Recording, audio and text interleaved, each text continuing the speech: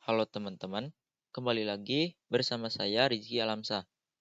Pada kesempatan kali ini kita akan membahas mengenai VPN tunneling.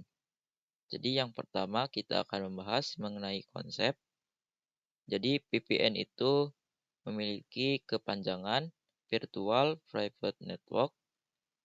Nah, secara umum VPN dapat digunakan ketika misal terdapat dua titik dan kita ingin menghubungkan dengan satu kabel atau satu jalur internet yang terhubung langsung meskipun secara fisik letaknya berjauhan.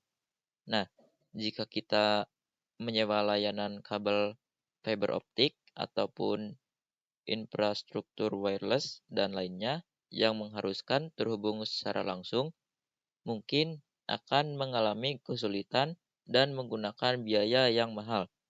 Karena mungkin kita diharuskan untuk menyewa infrastruktur kabel fiber optik khusus dari Jakarta ke Semarang untuk menghubungkan kantor pusat dengan cabang. Oleh karena itu, kita bisa menggunakan VPN tunneling. Nah, syaratnya antar kantor sudah memiliki konfigurasi WAN, yaitu terkoneksinya mikrotik dengan internet. Kalau misalnya pada kantor di Jakarta sudah terdapat layanan internet, dan pada kantor cabang di Semarang juga sudah terdapat layanan internet, maka kita bisa membuat satu link antara kantor Jakarta dan Semarang, supaya kedua titik ini terhubung. Nah, jadi fungsinya bisa untuk menghubungkan dua node atau dua jaringan kantor yang letaknya berjauhan, dan kita tidak bisa terkoneksi secara langsung, maka kita bisa menggunakan VPN dengan metode tunnel. Nah, untuk membangun tunnel, kedua kantor baik kantor cabang maupun kantor pusat harus terkoneksi ke internet dan memiliki IP public static. Nah, untuk jenis VPN tunneling itu ada EOIP, PPTP atau SSTP, lalu ada L2TP dan OpenVPN. Nah, nanti kita akan bahas satu persatu. Oke, mungkin ini saja untuk konsep. Selanjutnya, kita akan coba untuk men-setup topologi yang akan kita gunakan nantinya. Jadi di sini terdapat dua mikrotik atau router yang sudah saya jalankan, dan di sini terdapat dua PVC. Nah, untuk tipe kabel yang saya gunakan itu tipe bejer. Teman-teman bisa ikuti. Lalu cara menambahkan seperti ini, tunnel. Nah, teman-teman bisa ke ke line. Nah, di sini untuk pada bagian labelnya, teman-teman bisa isikan nama. Oke, di sini kita hapus aja.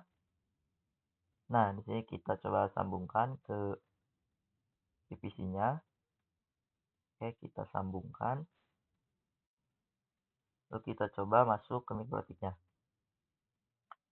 Nah, saya tadi sudah sempat login ke mikrotiknya. Lalu kita coba lihat IP address-nya, IP address print. Nah, dia mendapatkan 119.180. Pada mikrotik 1, kita coba cek pada mikrotik 2. Oke, IP address print. Nah, dia mendapatkan 181. Oke, kita coba masuk ke Winbox-nya. Kita coba konekkan dengan Winbox.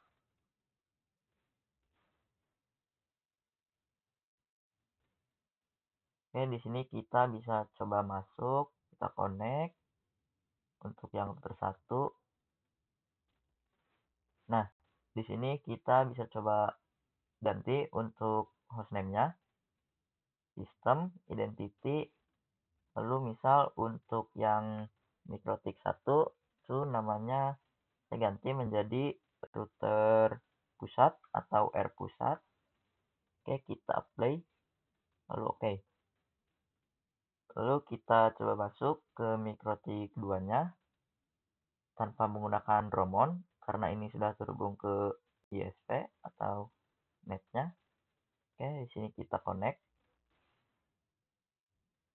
Nah, kita juga ganti untuk hostname-nya pada mikrotik 2 kita ganti jadi R atau router cabang. Oke, kita apply, oke.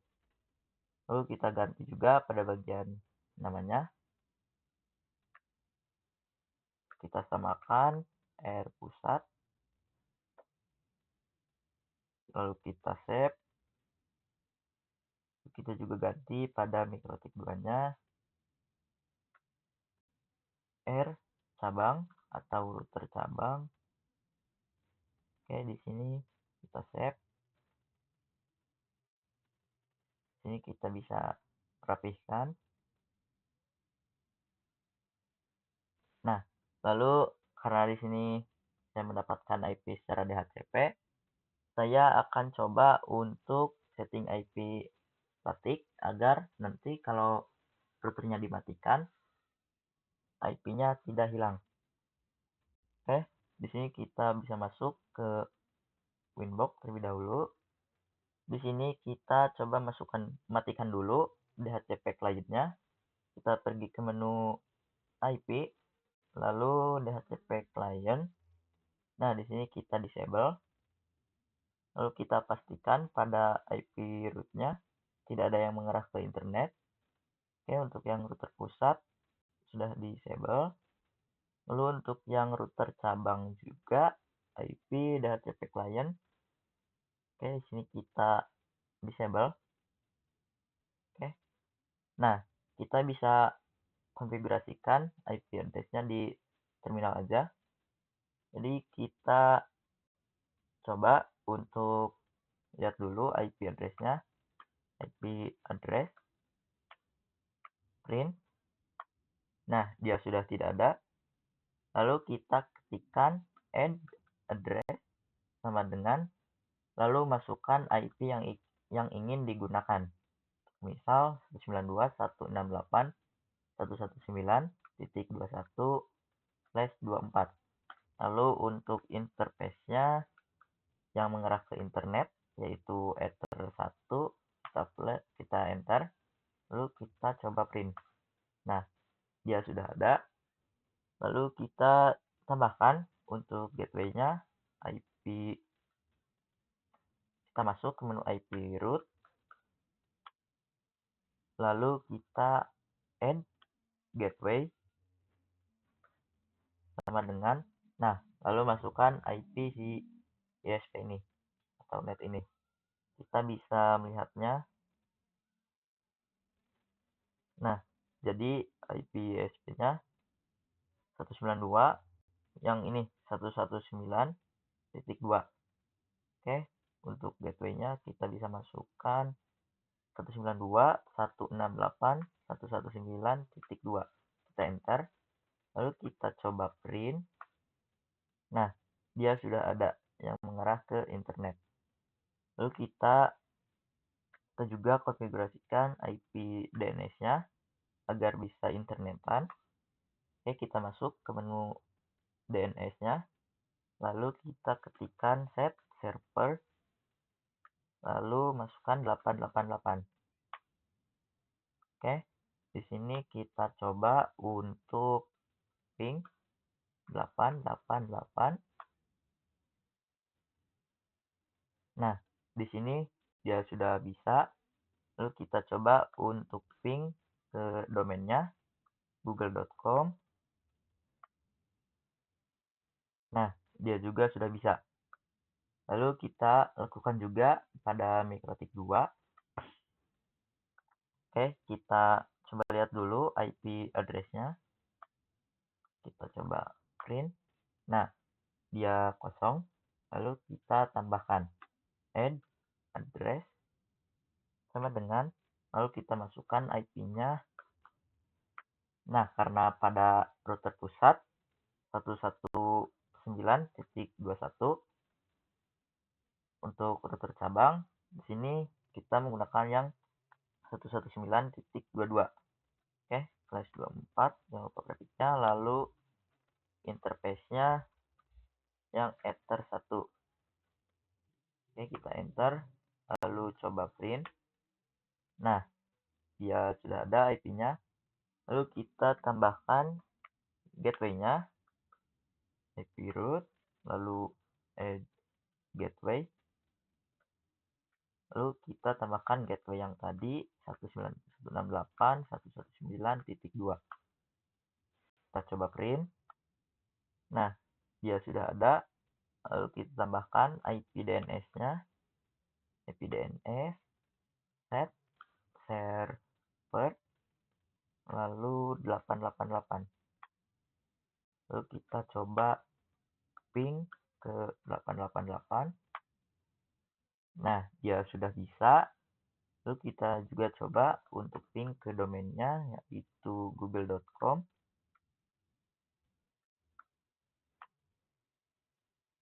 Oke, dia juga sudah bisa. Mungkin ini saja.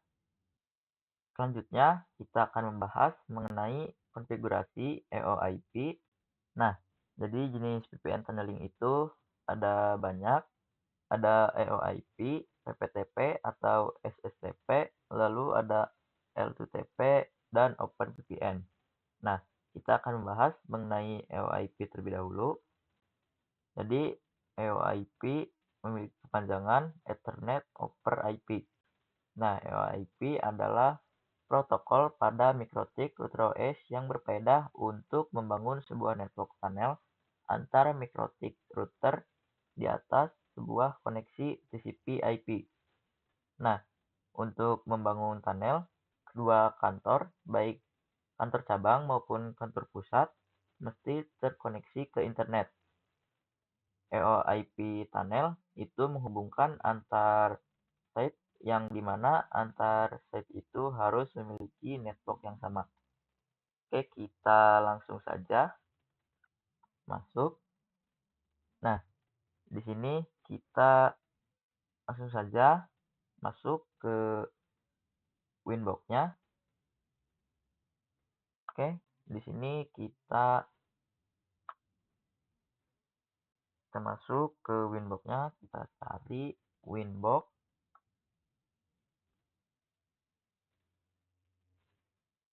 Nah, di sini kita konekkan untuk yang router pusat.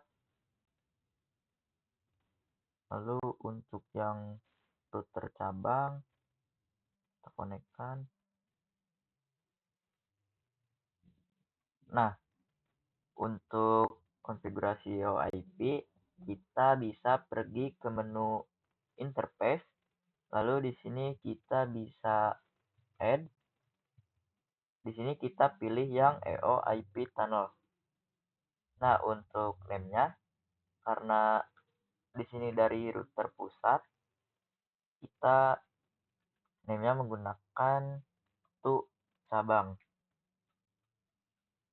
Lalu untuk remote address-nya kita bisa isikan IP statik dari router cabang. Oke, di sini IP statik dari router cabang itu 192.168.119.22. Nah, untuk tunnel id-nya di sini kita harus samakan untuk yang router pusat dan router cabang. Oke, di sini kita menggunakan yang 100.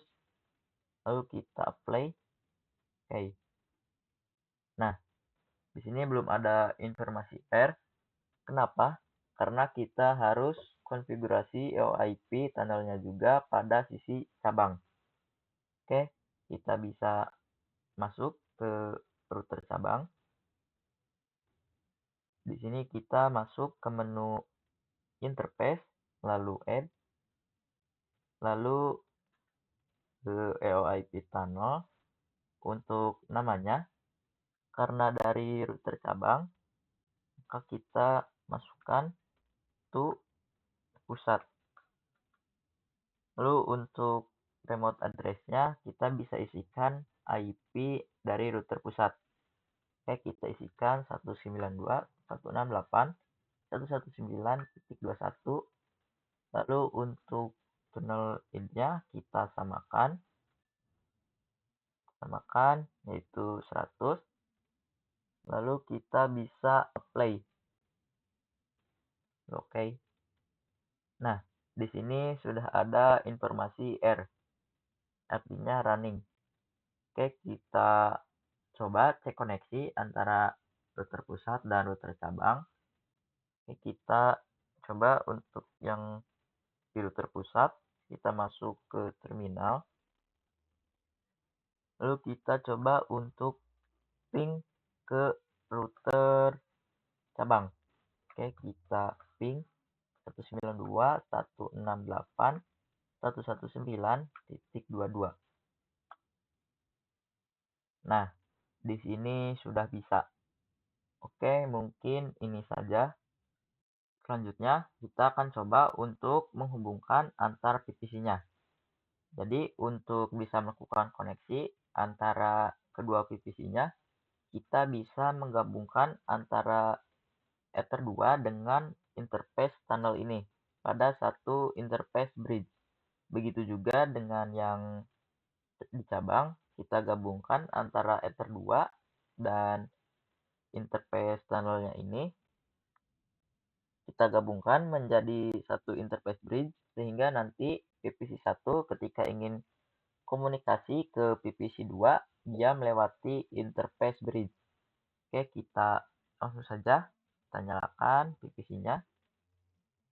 Lalu kita bisa buka untuk yang router pusat terlebih dahulu. Kita bisa pergi ke menu bridge.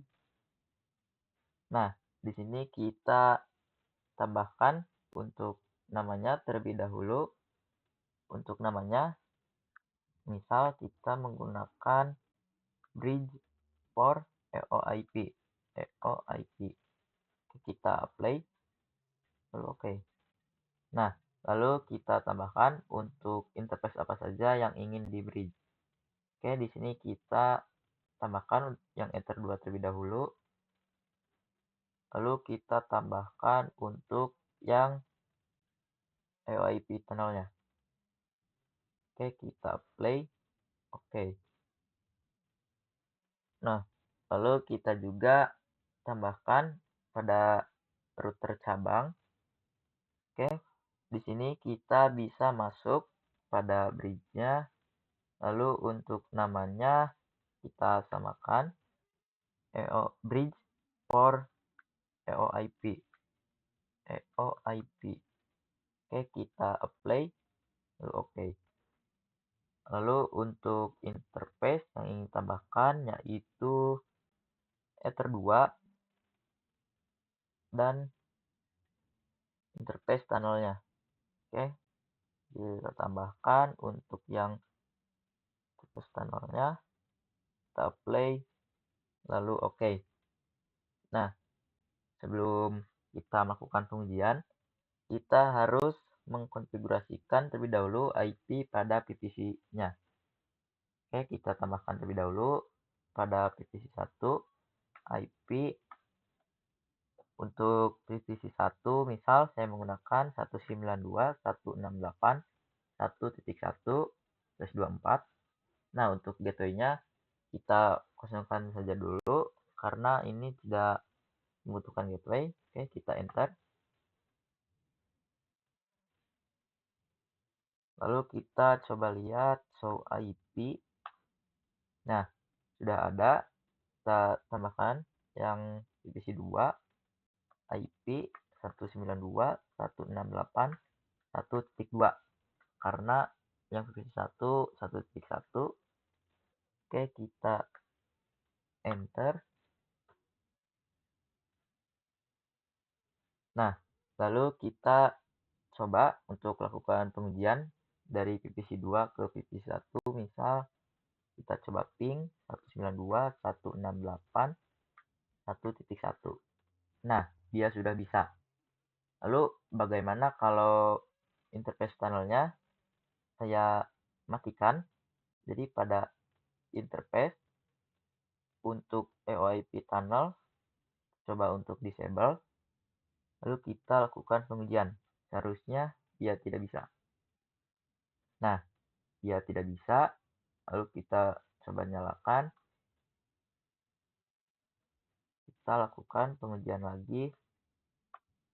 Nah, dia sudah bisa. Oke, mungkin ini saja.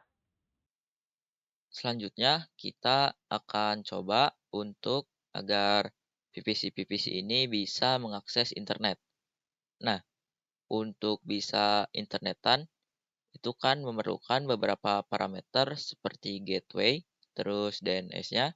Nah, karena Ether 2 dan interface tunnel ini sudah kita masukkan pada interface bridge, maka kita bisa setting IP gateway-nya pada interface bridge-nya.